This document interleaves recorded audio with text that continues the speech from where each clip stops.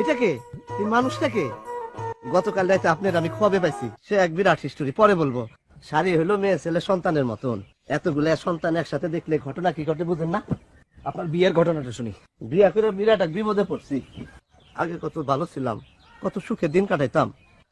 বুঝেছি আমার পরিবার আমার কোনো কথাই বিশ্বাস করে না, সত্য বললো বিশ্বাস করে না, মিথ্যা বললো বিশ্বাস করে না। আমার ঘরে যেতে হইব, আমার বেশিক্ষণ বাইরে থাকা নিষেধ।